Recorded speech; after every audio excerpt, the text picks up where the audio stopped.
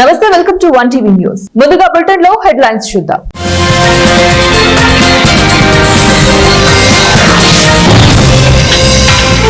త్వరలో కర్నూలు జిల్లా జొండగిరి గని నుంచి పసిడి ఉత్పత్తి. Deccan Gold Mines MP Hanuma Prasad.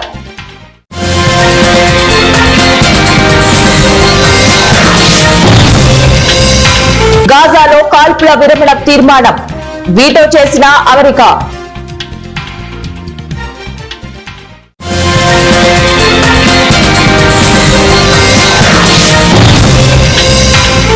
IPhone 17 sale ప్రారంభం. యాపిల్ స్టోర్ల వద్ద భారీ క్యూ లైన్.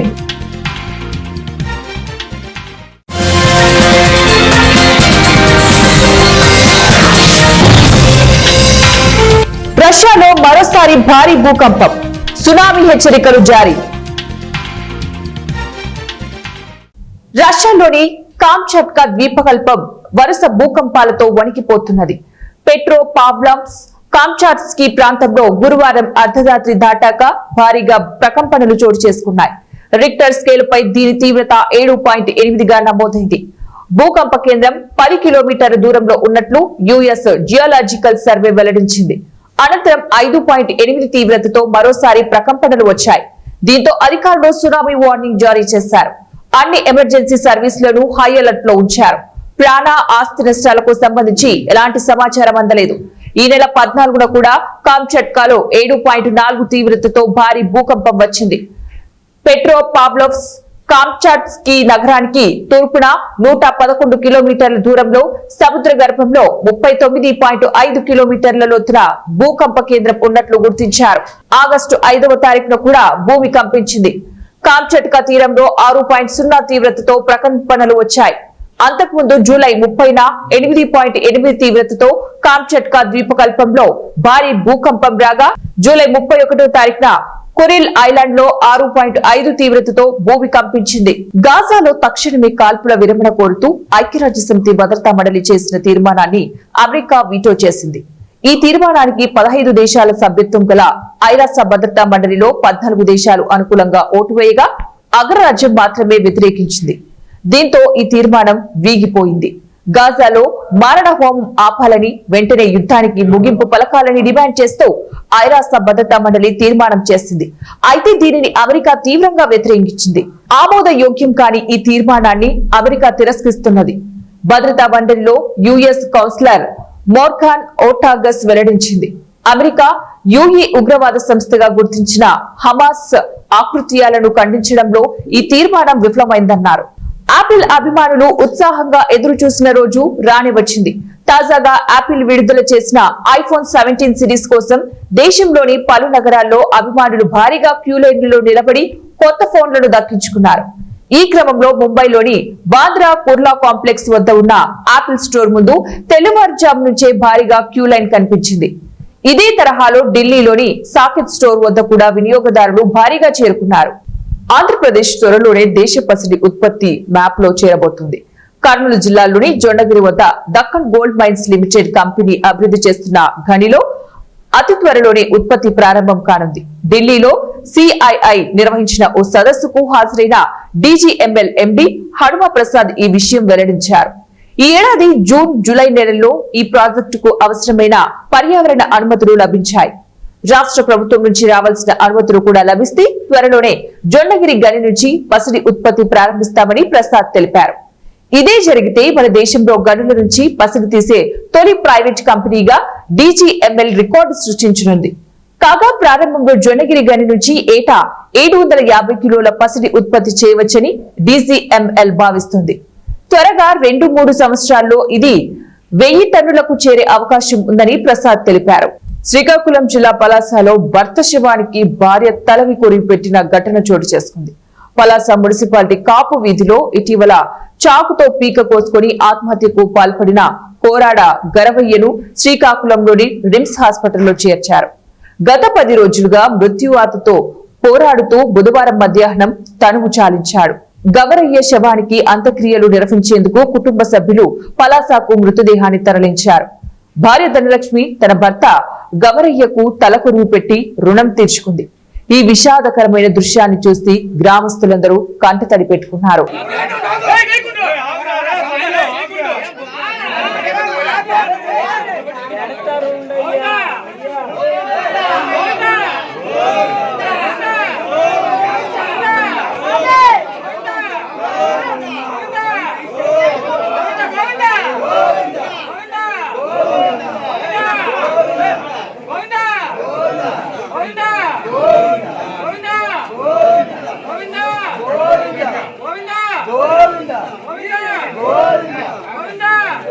శ్రీకాకుళం జిల్లా Kashibugga sub divisional police officer గా వి వెంకట అప్పారావు విధుల్లో చేరి కనీసం 10 నెలలు కూడా పూర్తి కాకుండానే బదిలీ చేయడంపై పట్టణంలోని పలువురు మేధావులు విద్యావంతులు ఆశ్చర్యానికి గురవుతున్నారు.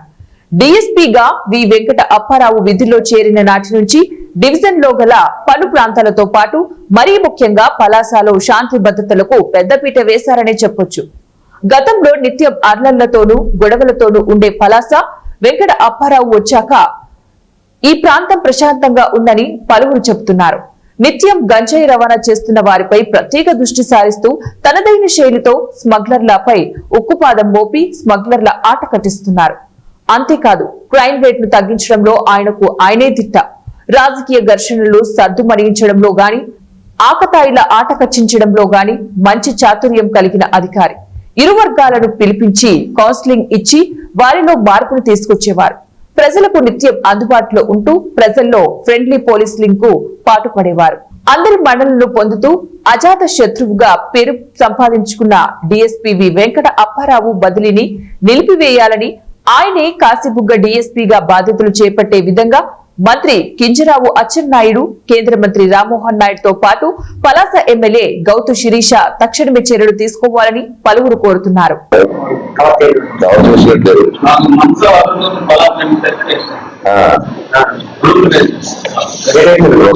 కడప జిల్లా బద్వేలు పట్టణంలో ఆంధ్రప్రదేశ్ ఐక్య ఉపాధ్యాయ ఫెడరేషన్ ఆధ్వర్యంలో ఉద్యోగ ఉపాధ్యాయుల సమస్యల పరిష్కారం కోసం యూటీఎఫ్ రాష్ట్ర వ్యాప్త పిలుపు మేరకు ఆర్థిక విద్యారంగ సమస్యలపై రణభేరీ కార్యక్రమాన్ని బాక్రాపేట దగ్గర నుంచి బాలుర ఉన్నత పాఠశాల బాయ్స్ వరకు యూటీఎఫ్ రాష్ట్ర ప్రధాన కార్యదర్శి ఎల్వీఎన్ ప్రసాద్, యూటీఎఫ్ ప్రధాన కార్యదర్శి లక్ష్మీరాజా, జిల్లా అధ్యక్ష కార్యదర్శులు ఎం విజయ్ కుమార్, పి మహేష్ బాబు, జిల్లా గౌరవ అధ్యక్షులు నాగార్జున రెడ్డి బైక్ ర్యాలీని ప్రారంభించారు. అనంతరం వారు మాట్లాడుతూ ఈ నెల 15 నుంచి 19 వరకు ఈ కార్యక్రమాన్ని నిర్వహిస్తున్నామని తెలిపారు. ఉపాధ్యాయులకు బోధనేతర పనుల నుంచి విముక్తి కల్పించాలి, పాఠశాలల్లో ఒత్తిడి లేకుండా పనిచేసే వాతావరణం కల్పించాలని, ఉమ్మడి సర్వీస్ రూల్స్ ద్వారా ప్రమోషన్లు కల్పించాలన్నారు. టీచర్ల పాఠాలు బాగా చెప్పాలని ఓ పక్కన చెప్తూ టీచర్లని పాఠాలు చెప్పనివ్వకుండా బోధనేతర కార్యక్రమాలు అనేక రకం మా మీద రుద్దుతూ ఉన్నారు. ప్రధానంగా ఇటీవల కాలంలో జరిగినటువంటి పిల్లలకు జరిపినటువంటి పరీక్షలు, ఆ పరీక్షలు పిల్లలకి కాదు టీచర్లకు అన్నట్టుగా నిర్వహించడం జరిగింది. అట్లాగే ఒక పక్కనే పిల్లలకి పాఠాలు చెప్పడం సరిగా జరగట్లేదు అని చెప్తూనే ఇప్పుడు స్వచ్ఛతా పకోడా పేరుతోటి 10 రోజుల పాటు దసరా సెలవుల్లో టీచర్లందరూ కూడా ఈ కార్యక్రమంలో పాల్గొవాలని చెప్తూ ఉన్నారు. ఈరోజు విద్యాశాఖ మంత్రి గారు 2000 పాఠశాలల్లో కంప్యూటర్ ఆధారిత విద్య, ప్రధానంగా ఈ రోజున ట్రెండింగ్లో ఉన్నటువంటి ఏఐ విద్య ఏదైతే ఉందో ఆ విద్య నేర్పిస్తామని, కోడింగ్ నేర్పిస్తామని చెప్పి ప్రకటిస్తూ ఉన్నారు. మీరు తీసుకునే కార్యక్రమాలు సరే, అసలు టీచర్లు పాఠశాలల్లో పాఠాలు చెప్పినట్టు ఇచ్చేటువంటి స్వేచ్ఛ ఇవ్వకుండా బోధనేతర కార్యక్రమాలు పెద్ద ఎత్తున మా మీద రుద్ది, ఆ తర్వాత మేము ఎన్ని కార్యక్రమాలు చేసినా ఈ పిల్లలకి చదువు చెప్పడంలో టీచర్లు ఫెయిల్ అయ్యారని చెప్పడమే మీ ఉద్దేశమా అని చెప్పి మేము విద్యాశాఖ మంత్రి గారిని ప్రశ్నిస్తా ఉన్నాం. రెండవది, ఈ రాష్ట్రంలో ఉద్యోగులకి ఉపాధ్యాయులకి ఇవ్వాల్సినటువంటి బకాయిలు దాదాపు 30,000 కోట్ల రూపాయలు ఉన్నాయి. అట్లాగే 4 విడతల డిఏలు ఇవ్వాల్సింది ఉంది. 12వ పిఆర్సీ కమిషనర్ని గత ప్రభుత్వం నియమించింది. ఆ కమిషనర్ రాజీనామా చేశాడు. సంవత్సరం గడిచినా కానీ ఇప్పటికీ కూడా కమిషనర్ని ఈ ప్రభుత్వం నియమించలేదు. అలాగే సిపిఎస్ రద్దు చేసి మంచి విధానాన్ని తీసుకొస్తామని చెప్పి ఎన్నికల ముందర చెప్పారు. కేంద్ర ప్రభుత్వం మెమో 57 ఇచ్చి సిపిఎస్ విధానం అమలు కావడానికి ముందర ఉన్నటువంటి వాళ్ళందరినీ కూడా పాత పెన్షన్ విధానంలో ఆర్థిక బకాయిలన్నీ చెల్లిస్తామన్న ఈ ప్రభుత్వం ఇప్పటి వరకు స్పందించలేదు. అలాగే 12వ పిఆర్సీ కమిటీ నియమించాలి. ఇప్పటి వరకు 3 సంవత్సరాలు గడిచినా పిఆర్సీ కమిటీ నియమించలేదు. బకాయి పడ్డ 4 డిఏలను ఇవ్వలేదు. అలాగే ఐఆర్ 30% ఇవ్వాలని డిమాండ్ చేస్తూ ఉన్నాం, ఇవ్వలేదు.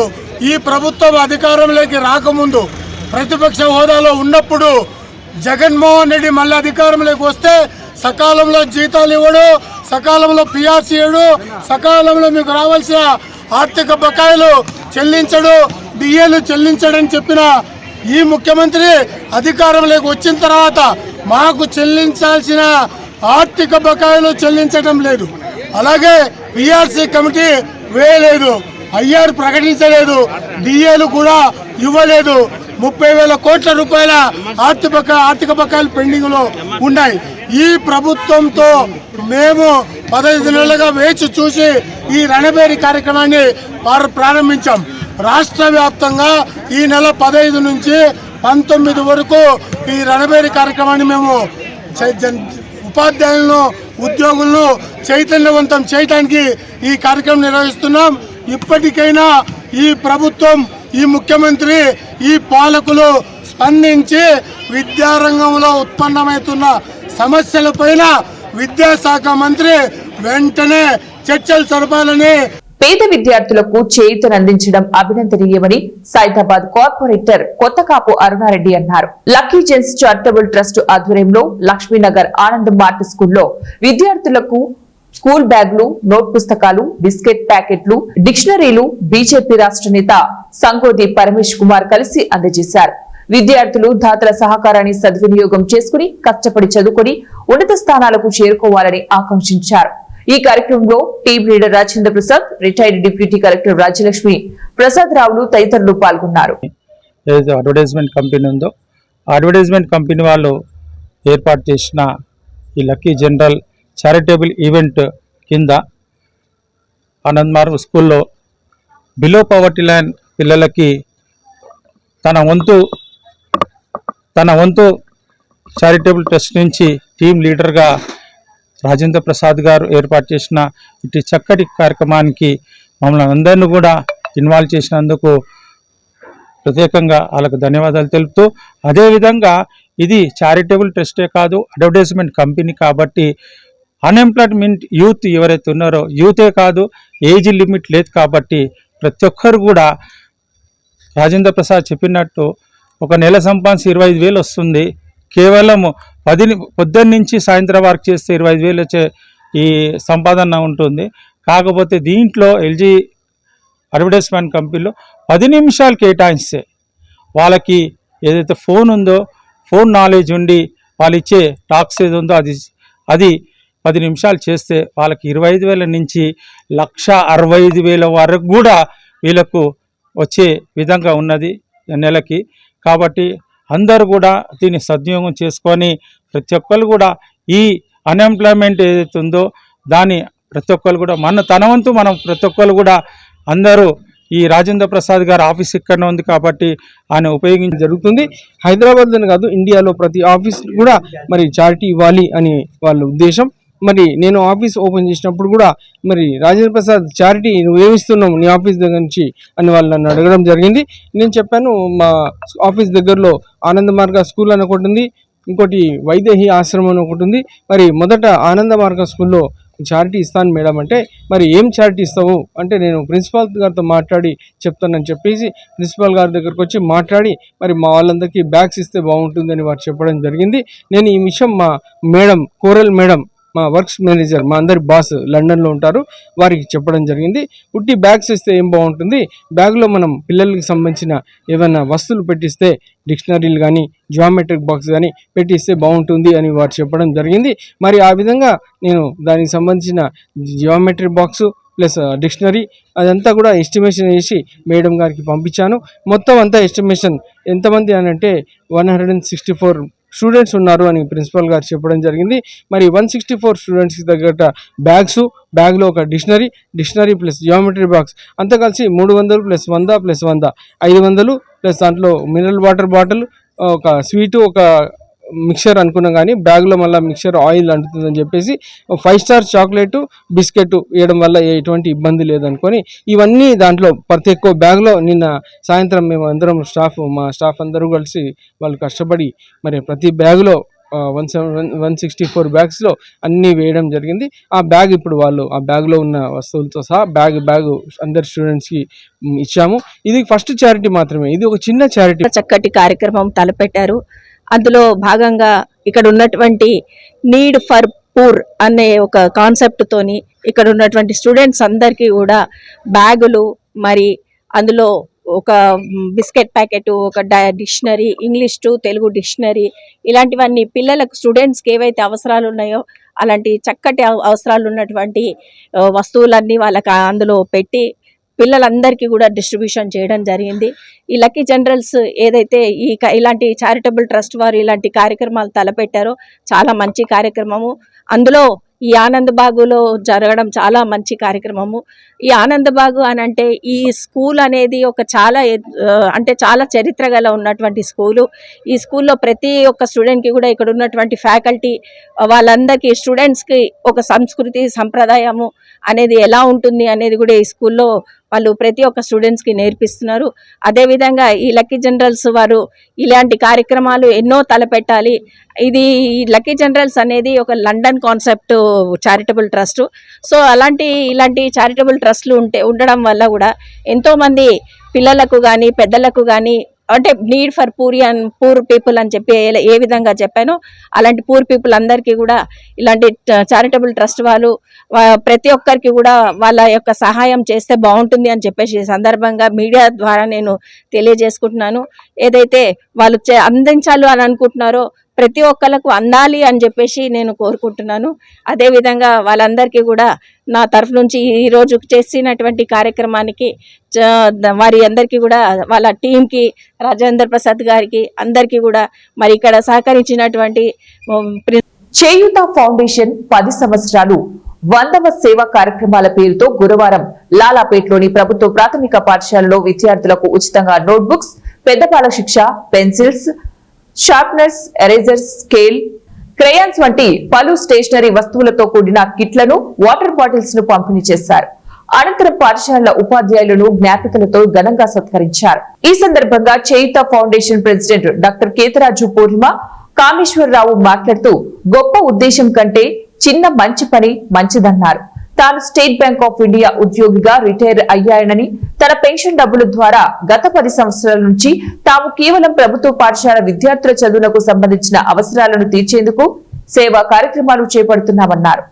గత 10 ఏళ్ల కాలంలో కొంత ప్రభుత్వ పాఠశాలలను ఎంచుకొని వారికి కావలసిన మౌలిక సదుపాయాల కల్పనతో పాటు స్టేషనరీ వస్తువులను అందజేస్తున్నట్లు పేర్కొన్నారు. దాదాపు 10 లక్షలకు పైగా సేవా కార్యక్రమాలు వెచ్చించామన్నారు. ఎకనామికల్లీ కొంచెం వీక్ కాబట్టి అక్కడికి వెళ్ళి ఆ ప్రిన్సిపాల్ని, టీచర్ని అడిగి వాళ్ళకి ఏం కావాలో కనుక్కొని ప్రతి 3 నెలలకు ఒకసారి వాళ్ళకి కావాల్సిన వస్తువులు అవన్నీ వాళ్ళకి పరిస్థితి. అలానే ఇవాళ మేము మా 100వ కార్యక్రమం చేస్తున్నాము. ఇందులో భాగంగా మేము ఈ చిన్నారులందరికీ పెద్ద బాల శిక్ష అని తెలుగు నేర్చుకోవడానికి ఒక నోట్ పుస్తకము, కలర్ పెన్సిల్స్, క్రేయాన్స్, తర్వాత పెన్సిల్స్ ఇవన్నీ కూడా వీరికి ఇవాళ అందజేస్తున్నాం. దీంతో పాటు ఒక వాటర్ బాటిల్ కూడా అందజేస్తున్నాం. ఎందుకంటే ఈ రోజుల్లో కలుషితమైన వాటర్ వస్తుంది కాబట్టి పిల్లలు ఇంటి నుంచే ప్రొటెక్టెడ్ వాటర్ తెచ్చుకొని స్కూల్లో తాగుతారన్న ఉద్దేశంతో అది కూడా చేస్తున్నాం. దీంట్లో ఒక అతి ముఖ్యమైన విషయం ఏంటంటే మేము ఎవరిని పైసలు అడగట్లేదు. ఈ కార్యక్రమాలు చేయడానికి నేను, నా శ్రీమతి మాకు వచ్చే పెన్షన్లోంచి సుమారు 30% పక్కన పెట్టి దాంతో ఖర్చు పెడుతున్నాం. అంతేగాని ఎవరిని మేము చందాలు అడగట్లేదు, దందాలు చేయట్లేదు, మార్కెటింగ్ చేయట్లేదు. ఇప్పటి వరకు 10,16,000 ఇప్పటిదాకా ఖర్చు పెట్టాం. 10,16,000 ఈ 10 ఏళ్లలో.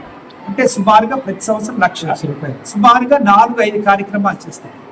ఇదే పిల్లలకే కాకుండా ఈ కోవిడ్ ఇచ్చిన టైంలో సుమారు 50 మంది నిరుద్యోగులకి, అంటే పేద నిరుద్యోగులు ఎవరికైతే ఉద్యోగాలు పోయే వాళ్ళకి 6 నెలల పాటు చిన్న ఫుడ్ కిట్ అంటారు. ఒక 10 కిలోల బియ్యం, 1 కిలో నూనె, 1 కిలో పప్పులు అవన్నీ కలిపి ఒక కిట్. అలాంటిది 6 నెలలు వాళ్ళకి మేము ప్రొటెక్షన్ ఇచ్చాము. అలానే కొంతమంది బాగా weak doctor BR Ambedkar Konaseema జిల్లా రావులపాలెం మండల పరిధిలో ఈతకోట గ్రామంలో జాతీయ రహదారి చెంతనే కొత్త సెంటర్లలో కొలువై ఉన్న శ్రీ కనకదుర్గమ్మ అమ్మవారి ఆలయంలో శ్రీదేవి నవరాత్రుల మహోత్సవాలు ఆలయ కమిటీ వారి ఆధ్వర్యంలో ఘనంగా జరగనున్నాయి. ఈ సందర్భంగా ఆలయ కమిటీ చైర్మన్ వెలిగట్ల రామకృష్ణ, కమిటీ సభ్యులు, ఆలయ అర్చకులు కండవల్లి నారాయణాచార్యులు మాట్లాడుతూ దసరా ఉత్సవాలను పురస్కరించుకుని ప్రతి ఏడాది అమ్మవారి నవరాత్రులను ఘనంగా నిర్వహించడం జరుగుతోందన్నారు. ఈ నెల 22 నుంచి దసరా ఉత్సవాలు మొదలై అక్టోబర్ 2 వరకు దేవి నవరాత్రులను అత్యంత భక్తి శ్రద్ధలతో నిర్వహించడం జరుగుతోందన్నారు. విజయదశమి పురస్కరించుకుని అమ్మవారి 22వ తారీఖు నుంచి రోజుకో అవతారంలో అమ్మవారి దర్శనమిస్తూ ఉంటుంది. ఆవిడ చల్లని ఆశీర్వాదంతో రోజుకో అవతారంలోని అమ్మవారిని దర్శించుకుని ప్రత్యేక పూజల్లో పాల్గొని అమ్మవారి ఆశీర్వాదం ఆశీస్సులు పొందాలని కోరుకుంటూ మా ఏటకోట గ్రామంలో చైర్మన్ ఎర్రగట్ల రామకృష్ణ గారు మరియు కమిటీ సభ్యులు సారథ్యంలో అత్యంత బ్రహ్మాండంగా జరుగుతుంది. అర్చకులు వేద మంత్రాలతో ప్రత్యేక పూజలు వాతనామాలతో పూజలు నిర్వహిస్తూ ఉంటున్నారు. ప్రతి ఒక్కరు కూడా అమ్మవారి ఆశీర్వాదం ఆశీస్సులు పొంది అమ్మవారి అనుగ్రహం పొందుతారని కోరుకుంటున్నాం. ఈతకోటలో కొలువై ఉన్న అమ్మలకన్నా అమ్మ ఆదిపరాశక్తి అమ్మవారి దివ్య అనుగ్రహం అందరూ కూడా పొందాలని, రానున్న రోజుల్లో గ్రామాలు అభివృద్ధి చెంది రాష్ట్రం అభివృద్ధి చెంది అమ్మవారి ఆశీర్వాదం చల్లని చూపు ఉండాలని మనస్ఫూర్తి కోరుకుంటూ ఈతకోట గ్రామంలో కొలువై ఉన్న అమ్మవారిని దర్శించుకొని అమ్మవారి ఆశీర్వాదం పొందని అనుకున్న పనులు నిర్వహిస్తున్నాయి. ప్రకాశం జిల్లా గిద్దలూరు మున్సిపల్ కార్యాలయం ముందు గురువారం సిఐటియు ఆధ్వర్యంలో మున్సిపల్ కార్మికులు నిరసన చేపట్టారు. ఉద్యోగ భద్రత, పదవీ విరమణ అనంతరం పెన్షన్, ప్రభుత్వ సంక్షేమ పథకాలు వర్తింపచేయాలని, పనికి తగ్గ వేతనం అందించాలని సిఐటియు నాయకులు ఆవులయ్య డిమాండ్ చేశారు. రాష్ట్ర ప్రభుత్వం వెంటనే స్పందించి న్యాయపరమైన డిమాండ్లను నెరవేర్చాలని కోరారు. సిఐటియు నాయకులు, కార్మికులు తదితరులు ఇందులో పాల్గొన్నారు. మున్సిపల్ కార్మికుల సంఘ సమ్మెకాలపు ఒప్పందాలను వర్ధిల్లాలి, మున్సిపల్ కార్మికుల ఐక్యత వర్ధిల్లాలి, మున్సిపల్ కార్మికుల ఐక్యత అమలు చేయాలి. మున్సిపల్ కార్మికులకు 12వ పిఆర్సీని అమలు చేయాలి. మున్సిపల్ కార్మికులకు 12వ పిఆర్సీని రెగ్యులర్ చేయాలి. కోవిడ్ కార్మికులను రెగ్యులర్ చేయాలి. కోవిడ్ కార్మికులను అమలు చేయాలి. కోవిడ్ కార్మికులకు 20,000 జీతాన్ని అమలు చేయాలి. కోవిడ్ కార్మికులకు 20. అల్లూరు జిల్లా చింతపల్లిలో ఎక్సైజ్ ఎన్ఫోర్స్మెంట్ టాస్క్ ఫోర్స్ ఆధ్వర్యంలో కోటి విలువ చేసే గంజాయిని స్వాధీనం చేసుకున్నట్లు సీఐ కుర్మారావు తెలిపారు. చింతపల్లిలో గురువారం సాయంత్రం ఏర్పాటు చేసిన విలేకరుల సమావేశంలో సీఐ కుర్మారావు మాట్లాడుతూ ముందస్తుగా వచ్చిన సమాచారం ఆధారంగా చింతపల్లి మండలంలోని కొత్తబంద వద్ద తనిఖీలు నిర్వహిస్తూ ఉండగా అనుమానాస్పదంగా 3 బైక్లు వచ్చాయని, ఇందులో మొదటి బైక్ పై ఉన్న 2 వ్యక్తులను ప్రశ్నిస్తూ ఉండగా వెనుక ఉన్న 2 బైక్ల మీద ఉన్నవారు పరారయ్యారని తెలిపారు. ఈ బైక్లపై ప్యాకింగ్ చేసిన 30 లీటర్ల ఆశీస్ ఆయిల్, 11 కేజీల గంజాయిని పట్టుకున్నామని, నిందితులు 2ని కూడా అదుపులోకి తీసుకున్నామని, వారిని విచారించామని, ఒడిశాలోని మల్కన్గిరి జిల్లా చిత్రకొండ నుంచి ఆశీస్ ఆయిల్ తీసుకుని వస్తున్నామని తెలిపారన్నారు. తప్పించుకున్న నిందితుల కోసం గాలిస్తున్నామని, త్వరలోనే వారిని పట్టుకుంటామని సీఐ జె కుర్మారావు తెలిపారు. ఈ లోపల ఫ్రంట్ లో వచ్చిన వెహికల్ ని అందులో 2 అసాములతోటి మేము పట్టుకోవడం జరిగింది.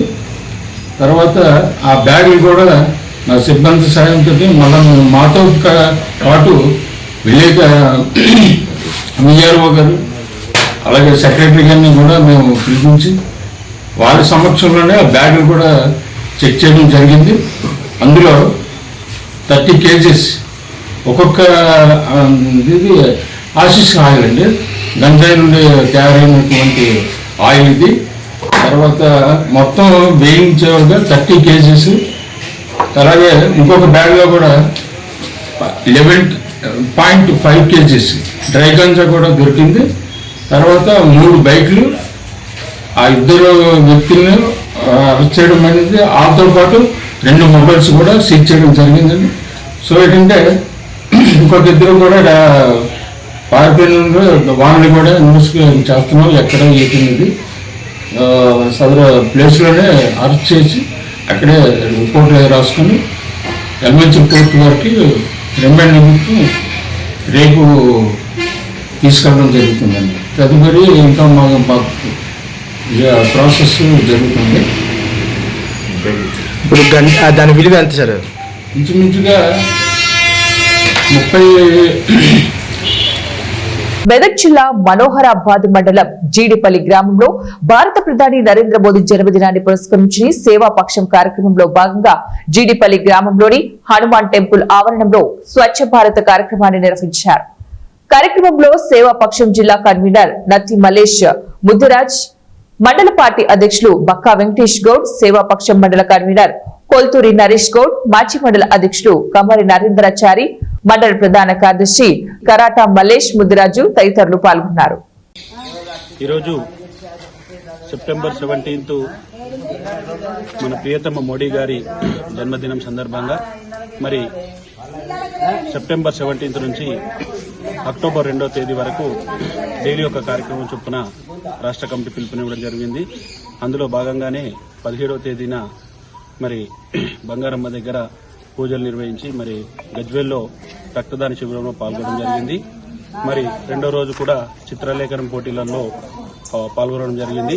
ఈ రోజుకి మూడో రోజు స్వచ్ఛ భారత్లో భాగంగా మన మెదక్ జిల్లా మనోహరాబాద్ మండల్ జీడిపల్లి గ్రామంలో మరి హనుమాన్ దేవాలయ ప్రాంగణంలో మరి మండల శాఖకు సంబంధించినటువంటి మనోహరాబాద్ మండల నాయకులతో కలిసి ఇక్కడ స్వచ్ఛ భారత్ కార్యక్రమాన్ని నిర్వహించడం జరిగింది. మరి అదేవిధంగా 21వ తేదీన మరి 3K రన్ మన హైదరాబాద్లో కార్యక్రమం ఉంటుంది. కాబట్టి ఆ యొక్క కార్యక్రమానికి కూడా మన మనోహరాబాద్ మరి తూప్రా నుమ్మడి మండలానికి సంబంధించిన నాయకులు, కార్యకర్తలు, మరి బీజేపీ అభిమానులు, మరి ముఖ్యంగా మోడీ గారి అభిమానులందరూ కూడా ఆ యొక్క కార్యక్రమంలో పాల్గొని మరి విజయవంతం చేయాలని మేము ఈ సందర్భంగా అందరికీ విజ్ఞప్తి చేస్తా ఉన్నాం. జై భారత్, జై మోడీ.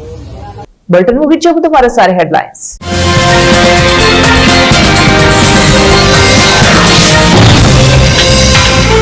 త్వరలో కర్నూలు జిల్లా జొండగిరి గని నుంచి పసిడి ఉత్పత్తి. Deccan Gold Mines MP Hanuma Prasad.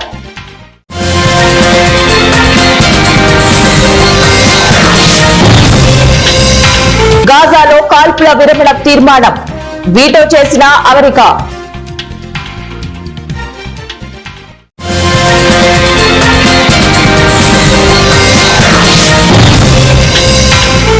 IPhone 17 sale ప్రారంభం.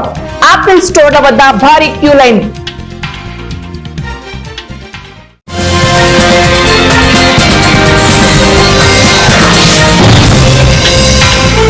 రష్యాలో మరోసారి భారీ భూకంపం. సునామీ హెచ్చరికలు జారీ. ఇవి ఇప్పటి బులెటిన్ డీటెయిల్స్. నెక్స్ట్ బులెటిన్ లో మళ్ళీ కలుద్దాం. Until then, keep watching 1TV News.